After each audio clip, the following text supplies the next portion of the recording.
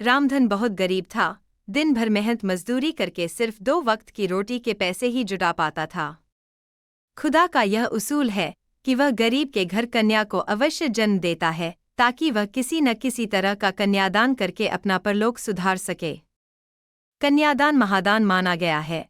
जिसके वंश में कन्या जन्म नहीं लेती, वह वंश इस महादान से विहीन रह जाता है। गरीब रामधन के घर में भी एक कन्या ने जन्म लिया था, जिसे उसने अपनी हैसियत के अनुसार पढ़ाया। देखकर जितनी जल्दी हो सके संपन्न कर दो। तुम ठीक कहते हो मित्र। मैं आज ही से अपनी बेटी के लिए योग्य वर की तलाश करता हूँ। रामधन ने अपने मित्र का धन्यवाद करते हुए कहा। बस उसी दिन से वह कविता के लिए लड़का तलाश करने में जुट गया। रामधन की मेहनत रंग लाई और बहुत जल्द ही उसे कविता के लिए योग्य वर मिल गया। कमल शहर में रहता था और छोटा मोटा कारोबार करता था। 2 वक्त की रोटियों में कोई टोटा नहीं था। कविता दुल्हन बनकर कमल के घर आ गई। उस रात उन दोनों की सुहागरात थी, जब कविता फूलों से सजाई गई सेज पर बैठ गई थी। घर में उसके अलावा कोई नहीं था। कमल अब अकेला था। उसकी शादी में आने वाले सब रिश्तेदार चले गए थे। रात के 11 बज गए थे। कविता को समझ में नहीं आया था कि उसके पति आज की रात भी कहाँ रह गए। धीरे धीरे 12 बज गए। 12:10 पर दरवाजा खुला। कविता संभलकर बैठ गई। उसने घूंघट और नीचा कर लिया। कमल धीरे धीरे चलता हुआ सुहाग सेज के पास आया। वह अपने आप पर काबू रखने का पूरा प्रयास कर रहा था। उसके कदम लड़खड़ा रहे थे। कविता कलेजा थामकर रह गई। उसने एक ही नज़र में पहचान लिया था कि उसे शराबी पति मिल गया है। एक पल के लिए उसने सोचा कि शायद हो सकता है उसके यार दोस्तों ने इस खुशी के मौके पर पिला दी हो। उसने दिमाग से बात निकाल दी। कमल धीरे धीरे चलता हुआ सेज के पास आया। वह आकर उसके पास बैठ गया। कविता लाज से सिमट गई। उसने गर्दन झुका ली। कमल कई पलों तक बैठा रहा। फिर बोला, मेरी जान कविता, मुझे माफ करना, मैं दोस्तों में फंस गया था। सालों ने जबरदस्ती पिला दी थी। कविता ने कोई जवाब नहीं दिया। नाराज हो मेरी रानी, कमल ने कहकर धीरे से हाथ बढ़ाया और उसका घूंघट उलट दिया। कविता ने जरा सा भी विरोध नहीं किया, केवल इसलिए कि यदि उसने विरोध किया तो कहीं साड़ी न फट जाए। शराबी का क्या भरोसा। कमल के सम्मुख जैसे चांद निकल आया।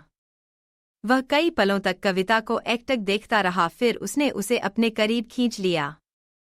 कविता ने कोई विरोध नहीं किया। वे दोनों इस वक्त काफी करीब आ गए थे। उन्हें लगा जैसे वक्त थम गया है, लेकिन यह उनका वहम था। रात मंथर गति से बीत रही थी। कमरा अंधकार में डूबा हुआ था। कविता सुबह उठी और घर के काम में लग गई। उसके यहाँ और तो कोई था नहीं जो काम में उसका हाथ बटाता। कमल काफी देर से उठा। उठा क्या? कविता ने उठाया था चाय बनाकर। कमल ने चाय पी ली। कविता खाना बनाने में लग गई। उसका ख्याल था कि कमल अपने काम पर जाएगा, लेकिन वह काम पर नहीं गया। जब कविता ने पूछा कि काम पर नहीं जाओगे क्या, तो उसने कह दिया था अभी 2-4 दिन कहीं नहीं जाना। 5 दिन हो गए कमल काम पर नहीं गया। 6ठे दिन कविता ने उससे कहा, अब आपको काम पर जाना चाहिए। यदि आप काम पर नहीं जाओगे तो घर खर्च कैसे चलेगा? सब चल जाएगा, तुम क्यों चिंता करती हो? कमल ने कहा, कमा भी लेंगे। अभी कौन सी आफत आ गई है? फिर कविता ने कुछ नहीं कहा। 1 सप्ताह बीत गया। कमल हर रात को पीकर आता था और उसके चिपक जाता था, जैसे वह उसकी वासना की तृप्ति का सामान हो। कविता बुरी तरह परेशान थी, परंतु करे तो क्या करें? उसने कई बार दबी जुबान से कहा भी था कि आपको शराब नहीं पीनी चाहिए, लेकिन कमल ने उसकी बात पर कोई ध्यान नहीं दिया था। उसके घर से उसके पिता आए और कविता को कुछ दिन के लिए अपने साथ ले गए। 2 दिन बाद कमल उसे फिर ले आया। उस दिन शाम को कमल के 2 मित्र घर में ही आ गए। उन तीनों ने एक साथ बैठकर शराब पी। कविता को यह सब अच्छा नहीं लग रहा था, परंतु करती क्या, मजबूर थी। वह जाकर अपने कमरे में बिस्तर पर बैठ गई। इसका पति और उसके मित्र रात को 11 बजे तक पीते रहे। रात में 11 बजे तक कविता बैठी नहीं रही। उसे नींद आ गई और वह सो गई। उसका तो यह रोज का काम था। उसकी आंख तब खुली जब किसी ने उसे दबोच लिया था। उसने आंख खोलकर देखा, उसका पति नहीं था। उसने चीखना चाहा तो उसने उसके मुंह पर हाथ रख दिया। काफी देर तक ने संघर्ष चलता रहा। आखिर में उसने कविता को दबोच लिया, किसी हिरनी की भांति, जैसे कोई सिंह दबोच लेता है। कविता रोती रही। शराबी पति की कहानी वह उसके चुंगल में कसम साती रही और उसकी इज्जत लुटती रही थी। वह सोच रही थी कि उसका पति किस काम का, जिसे इस बात का भी ज्ञान नहीं कि उसकी पत्नी के साथ क्या हो रहा है। उसके पति का वह साथी अपनी मनमानी करके चला गया। रात्रि के करीब 3 बजे उसका पति कमल उसके पास लड़खड़ाते हुए कदमों से आया।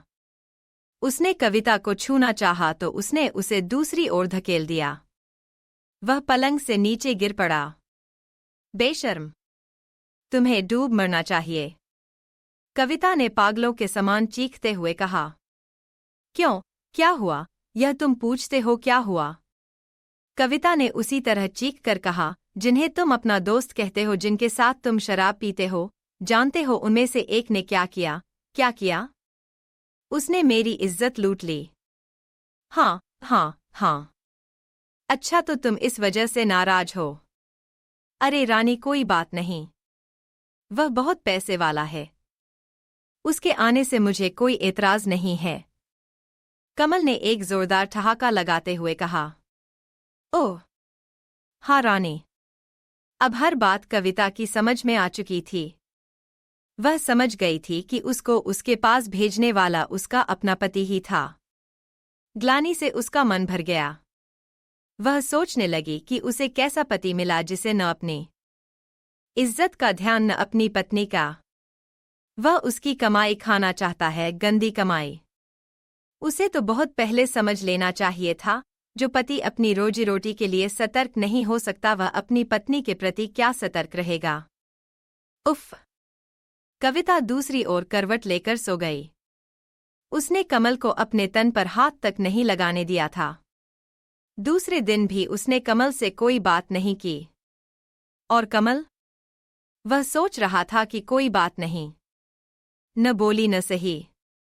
धीरे धीरे सब कुछ बर्दाश्त करने की आदत पड़ जाएगी। रात को जिस समय कमल शराब पीकर कमरे में आया, उस समय कविता अपनी किस्मत पर रो रही थी कि उसने पिछले जन्म में कौन सा पाप किया था कि उसको कमल जैसा पति मिला, जिसे उसकी इज्जत का कोई ख्याल नहीं है और अपने हाथों से अपनी पत्नी को दूसरों को सौंप रहा है। जबकि मर्द तो ऐसे होते हैं कि कोई उनकी पत्नी की ओर नजर भरकर देख भी ले तो वह मरने मारने को तैयार हो जाते हैं। किस बात का पति है वह उसका? क्या केवल नाम का? या उसके द्वारा वह स्वयं धन पैदा करना चाहता है? ग्लानि से बुरी तरह मन भर गया उसका। कमल ने कविता को हाथ लगाया। कविता ने उसका हाथ झटक दिया और कहा, तुम्हें मेरे जिस्म पर हाथ लगाने का कोई अधिकार नहीं है। क्यों? उसने कहा, तुम मेरी पत्नी हो। किस बात की पति हो तुम? कविता ने कहा, क्या केवल इस बात के कि तुम मदिरा पान करके आओ और मेरे तन से खेलो? पति कैसे होते हैं, उनका क्या कर्तव्य होता है जानते हो तुम? पति वो होते हैं जो कमा कर लाएं और अपने घर का खर्च चलाएं। पत्नी यदि गलत रास्ते पर जाती नजर आए तो उसे खूब डांटें। तुम्हारी तरह के पति नहीं होते जो नोटों के लिए अपनी पत्नी को दूसरों को सौंप देते हैं। सच तो ये है कि तुम्हें तो डूब मरना चाहिए। तुमने तो दुनिया भर के शौहरों को बदनाम कर डाला है। तुम मेरे पति नहीं हो सकते, गर्म गोश्त के व्यापारी जरूर हो सकते हो, जो पैसे की खातिर अपनी बीवी से धंधा कराते हैं। कमल ने कुछ नहीं कहा, वो बस उसी तरह से छेड़छाड़ करता रहा। काफी देर बाद बोला, कविता तुम क्यों परेशान हो? औरत को डर तो अपने पति का ही होता है ना? जब मुझे कोई एतराज नहीं तो तुम क्यों चिंता करती हो? खाओ पियो मौज करो। क्या कहूँ तुम्हें? क्रोधित कविता बोली, कोई उचित शब्द नजर नहीं आ रहा। हाँ, यदि तुम्हारे स्थान पर मैं होती और मेरे स्थान पर तुम होते तो अब तक तुम्हारी इस नीच और जलील दोस्त की गर्दन कमल कर चुकी होती और स्वयं अपने को गोली मार ली होती। इस संसार में केवल इज्जत ही गई तो है, और यदि वह भी समाप्त हो गई तो फिर बच्चा क्या? ओह हाँ, कविता ने कहा। सुनो कमल, वैसे तो मेरी नज़रों में अब तुम्हारी कोई इज्जत नहीं रह गई, लेकिन फिर भी एक बात याद रखना, इस तरह की हरकत मेरे साथ कराने का प्रयास भूलकर भी न करना। यदि ऐसी घिनौनी हरकत तुमने फिर की तो मैं अपने आप को समाप्त कर दूंगी।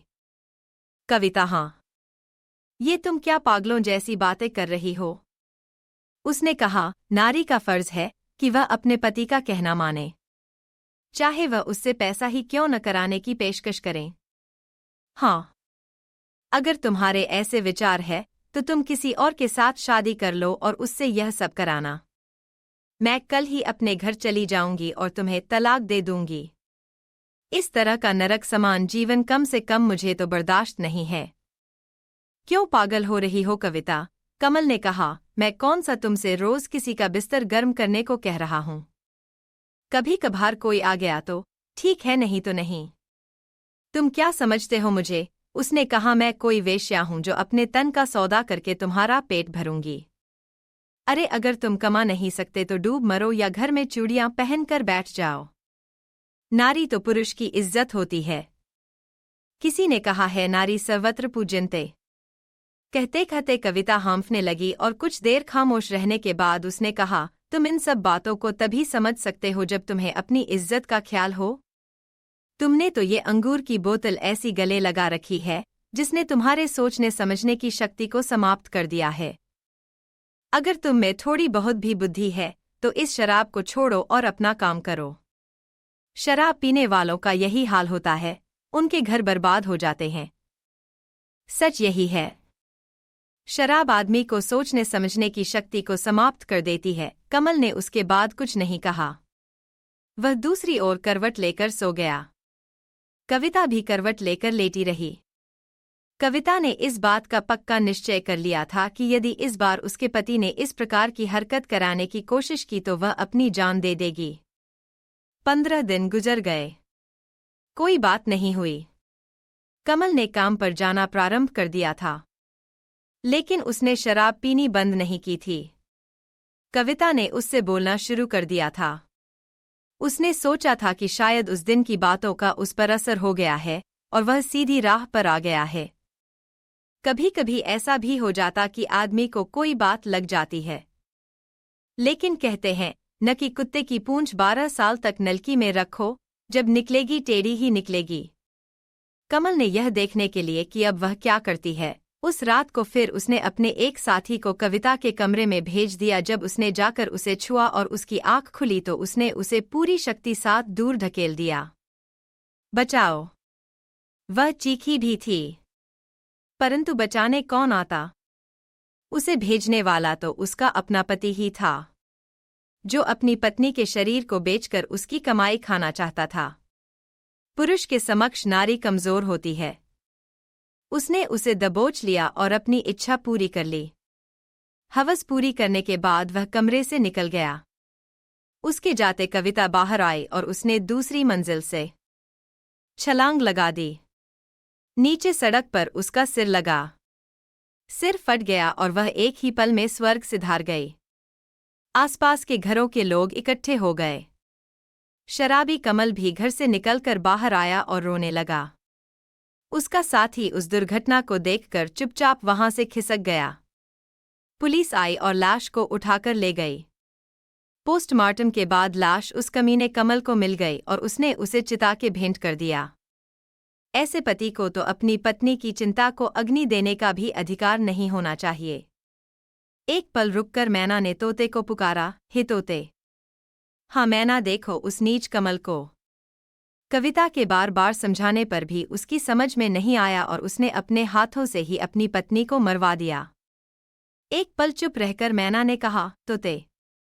इसीलिए तो मैं मर्दों से नफरत करती हूँ और अपने पास नहीं फटकने देती। मर्दों की जात बड़ी बेमुरव्वत होती है। मैना: हाँ तोते, बेशक तुमने जो कुछ कहा वह सच है। तोते ने कहा, यदि कोई कमल जैसा आदमी है तो बिल्कुल वह मर्द जात के नाम पर धब्बा है, बदनुमा दाग है। मगर क्या सब आदमी कमल जैसे होते हैं? नहीं। तोते ने कहा, ऐसी बदचलनी तो औरतों में भी होती है। सुनो, मैं तुम्हें एक और बेवफा औरत की कथा सुनाता हूँ। सुनो। सुनाओ, मैना ने कहा। कुछ देर तक तोता चुप रहा और फिर मैना को कथा सुनाने लगा। मैना ने अपने कान उस ओर लगा लिए। हेलो फ्रेंड्स, कहानी आपको कैसी लगी हमें कमेंट करें और हाँ, हमारे चैनल को सब्सक्राइब करें। धन्यवाद।